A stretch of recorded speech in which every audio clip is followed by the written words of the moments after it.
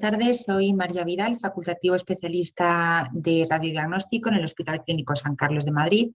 y voy a hablar sobre las lesiones mediastínicas, haciendo un enfoque en el diagnóstico diferencial según la localización de la lesión en el compartimento mediastínico y sus características en la imagen. Haremos un recuerdo anatómico breve, una aproximación diagnóstica de las lesiones mediastínicas en las distintas pruebas de imagen y repasaremos las principales lesiones mediastínicas de cada compartimento. El mediastino viene del latín, estar en medio, y es el compartimento anatómico extrapleural situado en la línea media del tórax entre la pleura de cada pulmón. Se limita superiormente por el opérculo torácico, inferiormente por el diafragma, anteriormente por el esternón y posteriormente por los arcos costales. Históricamente ha habido definiciones discrepantes de los compartimentos mediastínicos entre las disciplinas médicas y clásicamente el estudio de las masas mediastínicas se ha basado en la división que en la radiografía lateral de tórax elaboraron autores clásicos como Felson y que dividen el mediastino en 3 o 4 compartimentos, anterior, medio y posterior, dependiendo el cuarto si se incluye o no el mediastino superior en la descripción. Recientemente, en el año 2017, el Grupo Internacional de Interés en Malignidad Tímica ha elaborado un modelo anatómico de 3 compartimentos basado en las imágenes axiales en la TC y divide el mediastino en un compartimento prevascular o anterior, otro visceral o medio y otro paravertebral o posterior. Todos ellos tienen como límite superior el opérculo torácico e inferiormente el diafragma. El anterior se limitará anteriormente por el esternón y posteriormente por el pericardio, al que envuelve junto con el corazón, que está contenido en el mediastino medio, que estará limitado anteriormente por el límite posterior del compartimento prevascular y posteriormente por una línea vertical que une los cuerpos vertebrales 1 centímetro posterior al margen anterior de los mismos. El compartimento paravertebral estará limitado posterolateralmente por la cara lateral de los procesos transversos de las vértebras. La radiografía de tórax sigue siendo la prueba diagnóstica inicial en la valoración de las lesiones mediastínicas, puesto que gran parte de ellas van a condicionar un desplazamiento o una alteración del contorno del mediastino, y es importante conocer tanto la anatomía normal como las distintas líneas, repliegues y recesos en el mediastino. La TC es la técnica de imagen de elección para la evaluación y caracterización de la mayor parte de las lesiones en el mediastino y debemos valorar dónde se localizan fundamentalmente, el tamaño y la forma de la lesión, cómo atenúan, si tienen realce o cómo se relacionan con las estructuras adyacentes. La resonancia magnética es una técnica que está disponible en aquellos casos en los que tenemos dudas diagnósticas, sobre todo para diferenciar el componente quístico sólido de algunas lesiones, que a veces no es fácil en la tomografía, o bien valorar si tienen contenido de grasa microscópica, etc. Respecto al PET, parece que existe una correlación significativa entre el submax de algunas neoplasias malignas que demuestran un aumento de la captación de FDG, sobre todo en neoplasias epiteliales tímicas de alto riesgo, en el linfoma o en paragangliomas, o incluso en neoplasias de células germinales. No obstante, hay un factor significativo que limita la capacidad de la PET, y es que estos tienen un alto potencial de falsos positivos y falsos negativos. Bueno, entrando ya en la descripción de las principales lesiones que vamos a encontrar en cada compartimento, empezamos por el mediastino prevascular, donde podemos distinguir lesiones neoplásicas como lesiones no neoplásicas. Hay que tener en cuenta que gran parte de estas lesiones podemos hacer un diagnóstico de aproximación bastante exacto solamente con las pruebas de imagen. No obstante, hay otras muchas lesiones que van a necesitar de correlación con datos clínicos, analíticos, serológicos, demográficos, etc. La primera de las lesiones que encontramos en el mediastino prevascular, y que es una lesión de la que podemos llegar al diagnóstico únicamente con la imagen, es una masa heterogénea y por densa, con valores de atenuación por encima de las 70-85 unidades Hounsfield, por la presencia de yodo, y que además muestran realce intenso tras administración de contraste. Son bocios tiroideos con extensión intratorácica, en los que además puede haber calcificaciones o cambios quísticos que se representan como áreas de menor atenuación en el interior de la lesión. Otras lesiones que vamos a ser capaces de diagnosticar en el mediastino prevascular solamente con la imagen son aquellas que contienen grasa. Los teratomas maduros son las lesiones más frecuentes, pero también tener en cuenta que existen otras como el timolipoma, el lipoma o el liposarcoma. Si encontramos en el mediastino prevascular una masa heterogénea que contiene áreas visibles de grasa intralesional, sobre todo en pacientes jóvenes, que pueden tener además cantidades variables de grasa, líquido, calcificación, tejidos blandos, tenemos que tener en cuenta que el diagnóstico más probable es el de teratoma maduro. Si en la misma localización, en el mediastino prevascular, encontramos una grasa, predominantemente grasa, en algunas series se han descrito que contienen más del 95% de grasa, pero que también pueden tener algo de tejidos blandos o septos fibrosos, son grandes en la presentación, podemos hacer la aproximación diagnóstica y valorar la posibilidad de que se trate de un timolipoma. Otras lesiones que encontramos en el mediastino prevascular y que contienen grasa son los lipomas y los liposarcomas. Son lesiones mucho más raras, representan menos del 2% de las neoplasias mediastínicas primarias y son lesiones generalmente encapsuladas que además de grasa tienen tejido blando y vasos sanguíneos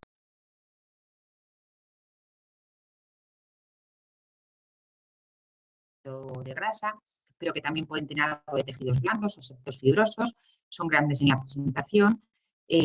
Podemos hacer la aproximación diagnóstica y valorar la posibilidad de que se trate de un timolipoma.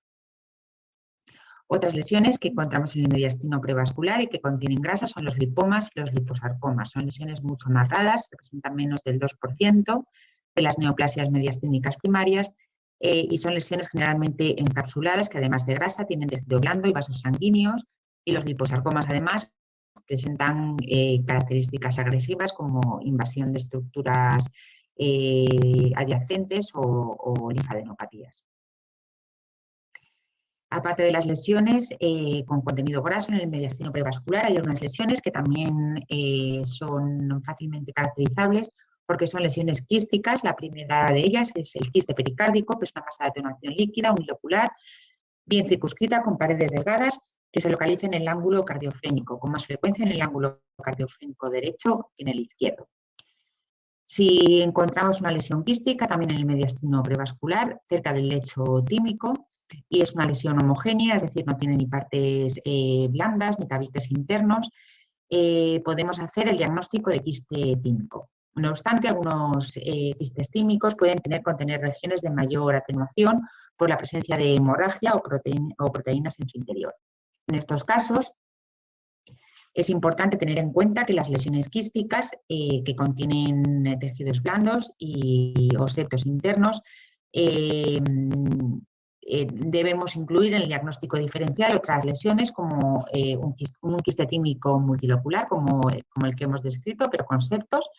pero además puede ser un teratoma quístico, un linfangioma o incluso un timoma quístico en el caso de pacientes en el contexto clínico de una miastenia grave. Como ya hemos dicho, aunque los teratomas maduros pueden demostrar grasa interna en los estudios de TC, hay un gran porcentaje de estas lesiones que son predominantes, incluso totalmente quísticas, unio multiloculares o multiloculares y de paredes delgadas, y en estos casos también puede tratarse de teratomas quísticos maduros, como es el caso de este paciente en el que la confirmación histológica por cirugía fue esta. En el contexto de una lesión quística de gran tamaño,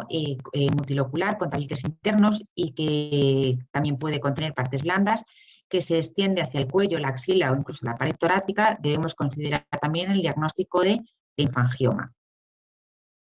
Y como hemos dicho anteriormente, aunque en el mediastino prevascular una lesión quística nos parezca que puede ser un quiste tímico, un quiste pericárdico, hay que tener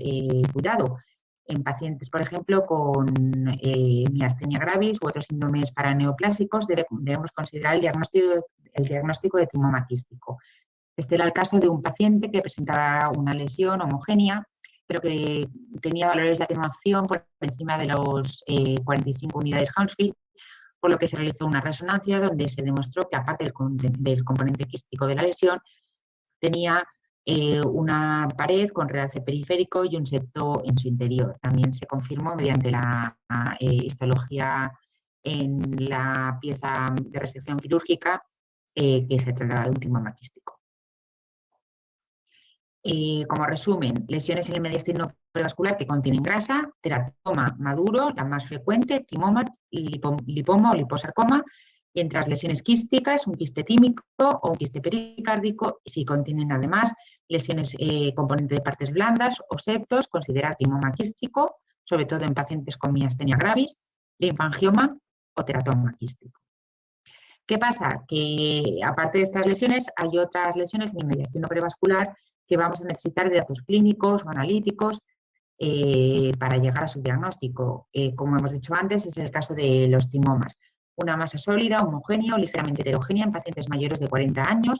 con enfermedad inmunológica, la más frecuente miastenia gravis, puede representar un timoma como primera opción. Más del 80% de los timomas se pueden diagnosticar mediante TC-ORM en este contexto e incluso a veces el diagnóstico histológico es innecesario. Este era un timoma en un paciente con miastenia gravis y este otro timoma en un paciente que no tenía enfermedad inmunológica conocida hasta ese momento, pero que debutó con un timoma invasivo donde ya tenía implantes pleurales y nódulos pulmonares. En el contexto de un paciente joven con síntomas B, con fiebre, con sudoración nocturna, que presenta una gran masa de partes blandas, lobulada con realce o bien un conglomerado adenopático en el mediastino prevascular, debemos tener siempre en cuenta la posibilidad de un linfoma. El diagnóstico pues, es más probable si además presenta linfadenopatías cervicales, axilares o en cualquier otra parte del cuerpo. Pueden ser linfomas mediastínicos primarios tipo Hodgkin o no Hodgkin. Y hay que tener en cuenta que en ausencia de una masa focal en el mediastino, pero la presencia de adenopatías mediastínicas afectando diferentes estaciones ganglionares, sugiere una afectación secundaria por un linfoma con un origen en otra localización. Finalmente, en el mediastino prevascular podemos encontrar lesiones que son neoplasias de células germinales que no representan teratomas, lesiones malignas que se dan en pacientes jóvenes, pacientes varones, que tienen grandes masas de partes blandas, también heterogéneas, y que pueden ser confundidas en ocasiones con linfomas, y por eso la correlación con datos demográficos y clínicos, pacientes jóvenes varones, pero sobre todo con datos serológicos, porque muchos de ellos presentan elevación del LDH, de la alfa-fetoproteína o de la beta-HCG, nos hacen pensar que puede tratarse de una neoplasia de célula germinal, no teratoma, bien seminomas o bien tumores de células germinales no seminomas. A modo de resumen, las lesiones que contenían grasa, lesiones quísticas y aparte las lesiones que debemos tener en cuenta correlacionando con datos clínicos de otro tipo, neoplasias tímicas, neoplasias epiteliales tímicas, linfoma o neoplasia de células germinales. Pasamos de compartimento al compartimento visceral. Es un compartimento que contiene gran cantidad de estructuras y que por lo tanto hay mucha patología que puede derivar en este compartimento y excede pues, el enfoque de la presentación, pero como resumen, las lesiones más significativas incluyen neoplasias, tanto de vías respiratorias como del esófago o ganglios linfáticos, o lesiones no neoplásicas, anomalías como quistes broncogénicos o quistes de duplicación esofágica. Si en el mediastino visceral encontramos una lesión quística homogénea con valores de atenuación líquido, pueden ser compatibles con quistes de duplicación broncogénicos, que suelen ser de pared más fina, o quistes de duplicación esofágicos, que a diferencia del broncogénico pueden tener pared más engrosada, y estas se sitúan en la pared próximas a la pared esofágica, Las dos lesiones pueden en ocasiones presentar contenido heterogéneo, bien por hemorragia, bien por contenido de proteínas, o incluso en los quistes de duplicación esofágico puede haber tejido gástrico ectópico. En el mediastino visceral, aparte de las lesiones quísticas, vamos a encontrar masas de partes blandas, muchas de ellas con realce, algunas los paragangliomas, masas mediastínicas con realce intenso, generalmente homogéneas, aunque pueden contener áreas heterogéneas por necrosis y característicamente presentan elevada captación de CDG en los estudios de PET. La enfermedad de Castleman, a tener en cuenta siempre en un paciente con una masa mediastínica solitaria, sin otra sintomatología, o bien otras masas o lesiones en el mediastino visceral que pueden aparecer. Metástasis, si son con realce intenso de neoplasias primarias hipervasculares, neoplasias de células renales, tiroides, melanoma, etc. Neoplasias esofágicas o cualquier otro tipo de alteración en el esófago, inflamatorio, infeccioso, o masas cardíacas, incluso en el contexto de neoplasias malignas, posiblemente metastásicas, o bien en ausencia de esta neoplasia conocida, pues pueden ser trombos o cualquier tipo de lesión benigna o maligna de origen cardíaco. Como resumen, de nuevo, lesiones quísticas en el compartimento visceral, quistes de duplicación broncogénicos o esofágicos, o masas con realce, paragangliomas, enfermedad de Castleman, metástasis, masas esofágicas, masas cardíacas y un largo etcétera. Finalmente, en el compartimento paravertebral, la mayoría de las lesiones que se originan son neoplasias de origen neurogénico, fundamentalmente esvanomas o neurofibromas. Podemos encontrar también linfomas, tumores óseos primarios y metástasis. Causas no neoplásicas incluirían lesiones quísticas como el moningocele intratorácica o el quiste neuroentérico y otras lesiones como la hematopoiesis extramedular. En el compartimento paravertebral, una masa bien definida de morfología redondeada u ovalada es una neoplasia neurogénica hasta que se demuestre lo contrario, típicamente un tumor benigno de la vaina de un nervio periférico, un nervio espinal o un nervio intercostal, y en ocasiones pueden representar áreas de heterogeneidad por cambios quísticos o hemorragia, y estos cambios son más frecuentes en los esvanomas que en los neurofibromas. En el contexto de pacientes con trastornos hematológicos conocidos, donde se observen masas paravertebrales adyacentes a vértebras torácicas o a costillas,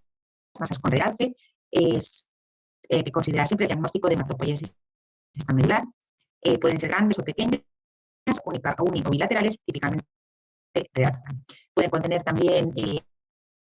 áreas heterogéneas por depósitos de hierro, incluso infiltración grasa en caso de larga evolución. En pacientes con anomalías vertebrales y lesiones quísticas en el mediastino paravertebral, considera la posibilidad de un meningocele intratorácico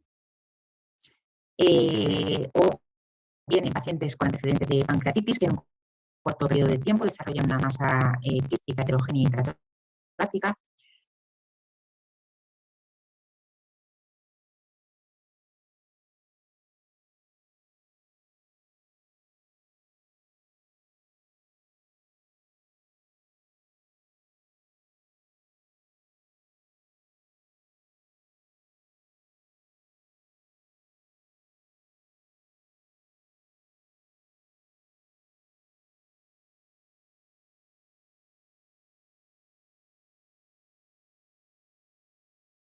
De